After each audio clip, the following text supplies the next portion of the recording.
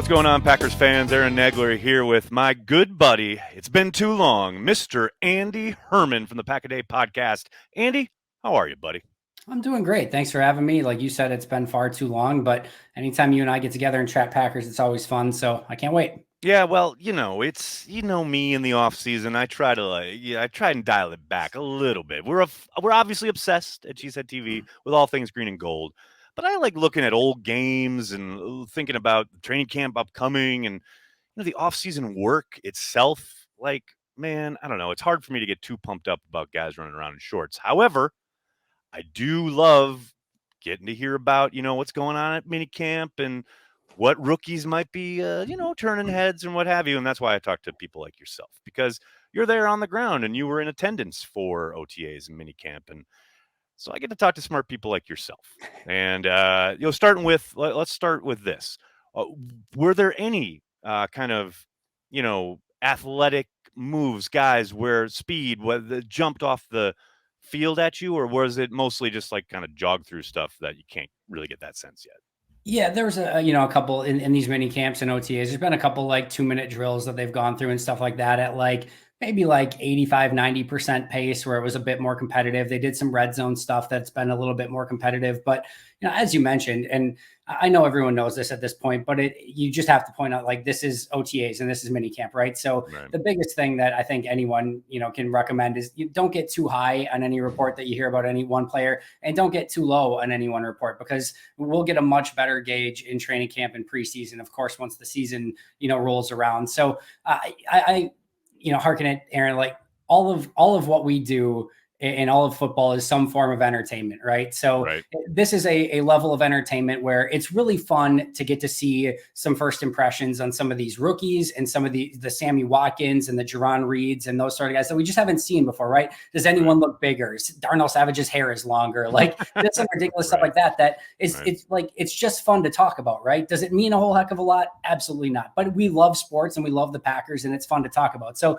like little things, right? Like, getting to see Kayshawn Nixon for the first time. I didn't know what to expect out of Kayshawn Nixon. And I thought his first impression was really, really good. Is it just in some of the walkthroughs and some of the 2-minute drills? Yes, but he had a couple really nice pass breakups where he hung with some good wide receivers and made some plays. And as a first impression goes, you love to see that. I thought Romeo Doubs, and this like Romeo Doubs is like the picture boy for not getting too high or too low, right? OTAs, he's making plays, couple 2-minute drills that he comes up with some big catches.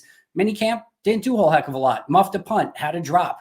That's the life of a rookie in some of these processes. No doubt. Like one day is going to look great. The next day is not going to look so great. Now, Christian Watson had some same stuff during OTAs, dropped a lot of balls. The last 2 days in mini camps was plucking the ball out of the air, and you would never know that he had any sort of drops the week before in any way, shape, or form. Showed off his speed, made some big plays. So a lot of guys, Quay Walker catches your eye right away. Christian Watson's athleticism catches your eye. Like I said, Kayshawn Nixon had a really nice first impression. Samori Toure had a really nice 2-minute drill with Jordan Love the other day. So some of those things start catching your eye. But like I said, it's just kind of fun conjecture up until the point we actually get pads on. Well, let's talk about let's start on the offensive side of the ball. Let's look at the quarterbacks, because obviously the big kind of moment is when Aaron Rodgers arrives. We know he hadn't been there throughout OTAs, and then he's there for the 2 practices for minicamp. Do you think, as far as like, we know Rodgers is going to direct the offense and blah, blah, blah. Do you think that this is a case because the wide receiver group is so young and there's so much kind of work to be done there when camp arrives? Do you still think that we'll see a lot of Aaron Rodgers taking like 90% of those reps and Jordan Love getting, I don't want to say scraps, but not a whole hell of a lot once training camp comes around? Because I know Jordan clearly got all the work in OTAs. We'll get what little work there is next week. Aaron took what he's going to take in minicamp, but for the most part, it feels like this kind of session in the spring into the summer is Jordan Love's chance. And then once training camp comes around, I got to think it's the Aaron Rodgers show. Yeah, I think so too. And I'm sure there's going to be some balancing act, right, where they want to get Jordan some specific reps. I'm sure Aaron will have a day or two here or there where he gets a veteran rest day and just gets some time off to rest his arm. And that'll be a Jordan Love day. So I'm sure there'll be a couple things like that. But I do believe this is going, I mean, listen, they're all in for a reason. They are trying to win a Super Bowl right now. And the idea and the prospect of Jordan Love is still fun. There's still a lottery ticket there that you don't know what's going to pay off. But right now, this team, and I'm sure, especially from a coaches and player standpoint, they're all in on winning the Super Bowl right now. And that means that they want to get as much time together with Aaron Rodgers and these young wide receivers and these new wide receivers to get on the same page. And I know Rodgers sort of poo-pooed that in his press conference and saying like, that's just, sort of off-season media talk. There's not really a chemistry. And I think to some extent, there's probably a level of truth to that, where if the wide receivers are going out and doing their job the way that they're supposed to, and Rodgers knows he's going to do his job at the level he's supposed to, the rest is going to take care of itself. But I think he's underselling just the little conversations that he has. Yesterday when he, pats Danny Davis on the back and tells him good job on a specific route, or with some of the coaches, coaching that he's doing with some of those younger wide receivers, I think he undersells the value that those sort of conversations have. I don't even know that it has to be him that's throwing the football, right? Like, I don't know that, it's not to say that at OTAs and minicamps that he needs to be the guy under center, even if that's Jordan Love getting those reps, but just those little conversations off to the side, those are far more important than anything he's doing out on the field, because heavens knows, Aaron Rodgers doesn't need that practice time at OTAs and minicamps. So I think he's underselling it a bit, but at the end of the day, I don't know if you remember, Aaron, when the Packers lost to the 49ers last year, and everyone and their mother just said, well, if Aaron had just been at OTAs, they would have won. Oh, except nobody said that ever. Said that once. Yeah, I think it's going to be just fine. I'm with you. I do think he was kind of maybe not teasing, but like tweaking Ryan Wood a little bit with his answer to that question, as far as like the idea of like off-season sessions, because don't forget when they had the lockout and then they came back and they played that first game against the Saints and they dropped like 30 something. And the first thing he said at the podium was after the game was, the first thing I thought was, if only we'd have had off-season workouts, we could have dropped 40, intimating about all the narratives about how he hadn't done that with his wide receivers. I just think, I think he's talking about like throwing sessions in general that get pumped up by the media. Although to your point, I agree with everything you just said as far as just the way he's thinking, right? I mean, I think you probably remember the piece that Ty Dunn did with MVS 2 years ago down in Florida. And MVS really laid out what it means to be a wide receiver in this offense with Aaron Rodgers.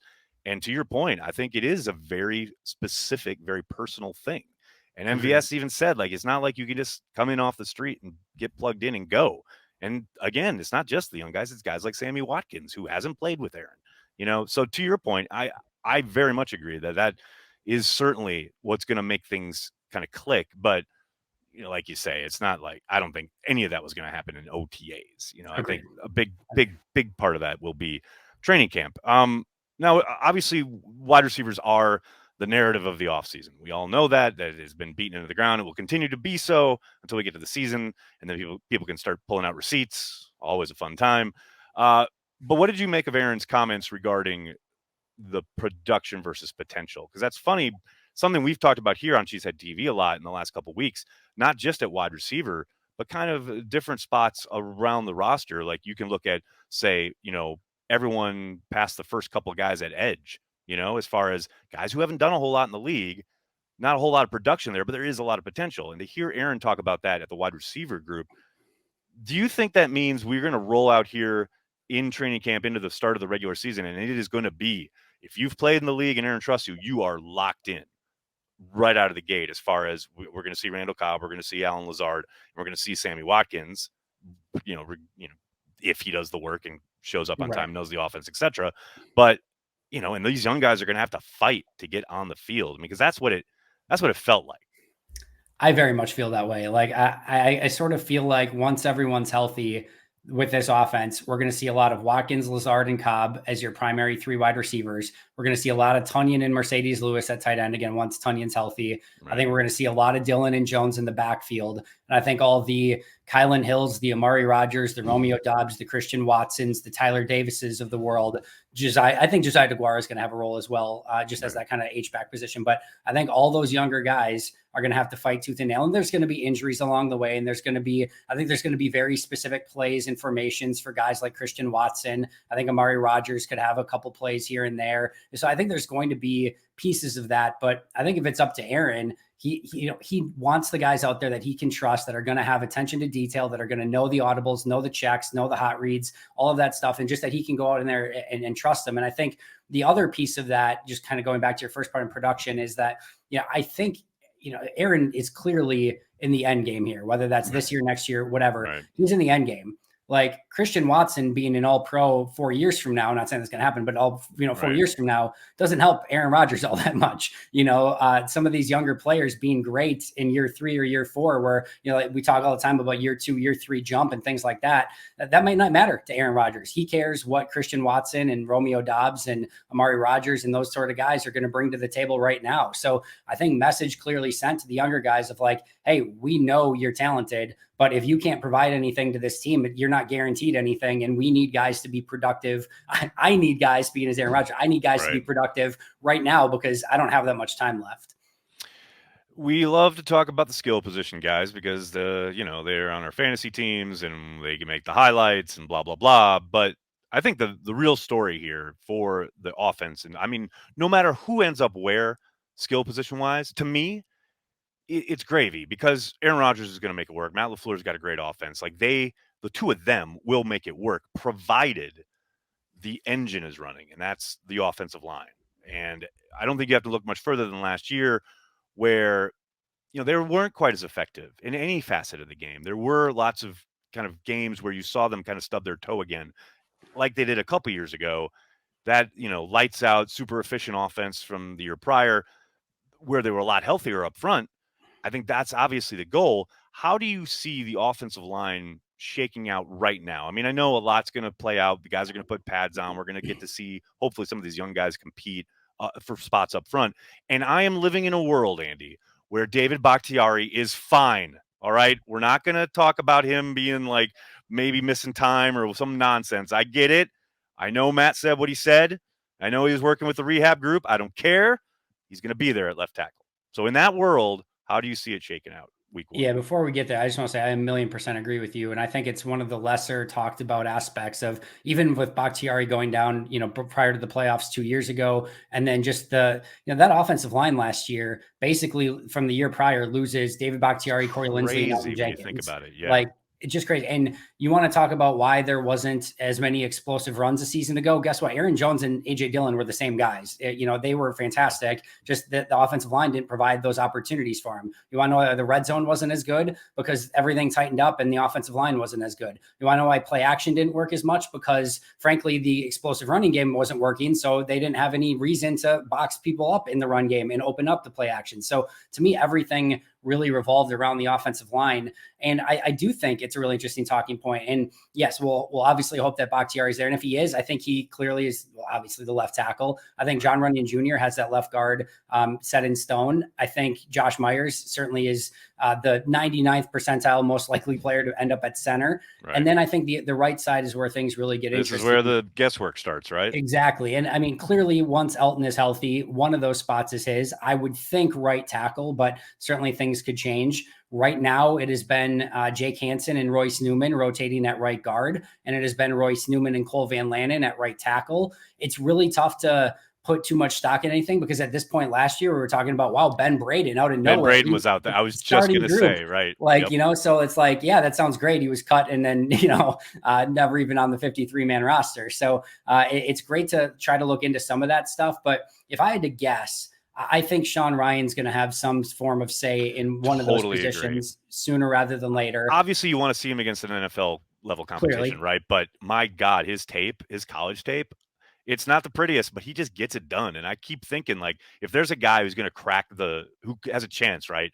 to come in, camp, turn some heads and crack this starting five, I think he's it. I agree. I keep saying I'm stupid because for betting on a Packers 3rd-round pick is foolhardy. Fair point.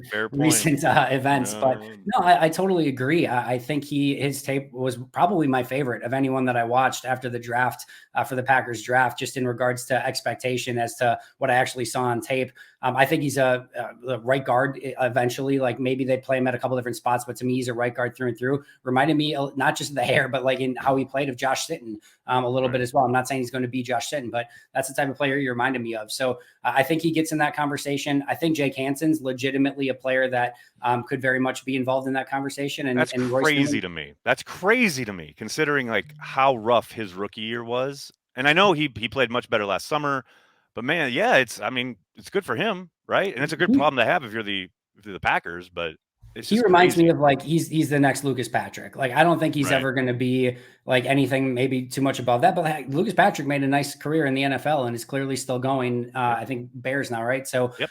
but like I agree with you. When he came in as a rookie, I said like that guy looks like he's a eighth grader trying to play varsity football. Like Right. he just didn't have the like. But then Yep. last year you could tell he bulked up a little bit, and you could tell he was playing at a different level. He didn't look like that, and I just think the work that he's put in has paid off, and I think he's very much in that conversation now. So it'll be interesting.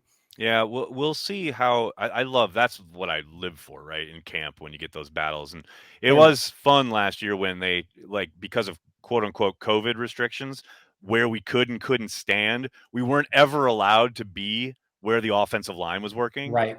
Like that better be gone this year. It's gone. It was I'm gone in OTAs and okay, minicamp. very good. So Because otherwise I was gonna say I'd raise some hell. Let's flip over to the defensive side of the ball. And it's clear that they're going to be tinkering with what they want to do in the secondary. I read, and I'm sure you saw a lot of, the fact that they were running Douglas in the slot. I tend to think that's just seeing what happens, like seeing what he can do there, right? I still love, and I'm underlining, italicizing, bolding the word love, the idea of Jair Alexander playing in the slot. I think he is Charles Woodson 2.0 waiting to happen in there. And I don't say that lightly. I know what that means. I think his talent level and his ability, especially not just as a coverage guy, but like getting after the quarterback, man, I just love this possibility. But clearly they'll do what's best as far as matchups go. How do you see it shaking out between, not just the starting three, but then past those guys where there's a lot of question marks? yeah, I agree and disagree. I love Jair in the slot as well, but I love Jair in the slot more on obvious passing downs. I think that Sure. makes a ton of sense where when it is a third and long, when there's, a player that he needs to match up with on the inside, or maybe just traveling with the best wide receiver, I think he can create a lot of havoc. And I really like Douglas and Stokes on the outside in that situation. I think if you're going third and long and, or in those obvious passing situations that the team has to pass and those sort of things, I think that's a situation where, again, you get Douglas and Stokes on the outside, Jair in the slot. That's what they did in that 49ers game. We Yes, have they very did. limited snaps, but that's what they Right. did. I think that is clearly their best option at those three cornerback spots. That being said, we know that Jair is a little bit undersized. He's coming off shoulder injury. And we also know that there's more teams like the Rams and the 49ers who, if they see a guy that like Jair in the slot, the first thing you're going to do is we're going to run Juszczyk at him. We're going to run George Kittle at him. And the last thing I want for Alexander is a season of having to take on blocks from guys like Juszczyk and George Kittle and tight ends and offensive linemen and things like that, where he's got to, you can't go low anymore because that's illegal. But you get my point, like having to take those guys on. I hear you. Trying to set the like. I just don't think like long term that's best for his health, and you want him on the field as much as possible. So to me, it makes sense on early downs, whether that's Rasul Douglas or maybe a Keyshawn Nixon gets involved in that conversation, to be more that guy on early downs who can maybe defend the run inside a little bit better, but also be still good in coverage. And I think Douglas's IQ is going to pay off very much for him there. And I think on early downs, he ultimately is that guy. But again, once obvious passing situations come into play and you know that they're not in all likelihood going to be running, then to me, get Jair in the slot and let him wreak havoc, whether as a blitzer, whether in the zone, whether in man, like he can just do it all. And I think that's ultimately Green Bay's best spot. Nixon looks like the 4, and then everything after that, I think is going to be totally up for grabs. I was going to ask you about Nixon because it seemed like, and I don't know how it was when you were there, but it seemed like he was getting a lot of run with the frontline guys. Whereas I think when he was signed, a lot of people just assumed, oh, he's there. He's Bisaccia's guy. He's going to be doing a lot on teams. But he was like kind of almost an afterthought when it came to scrimmage.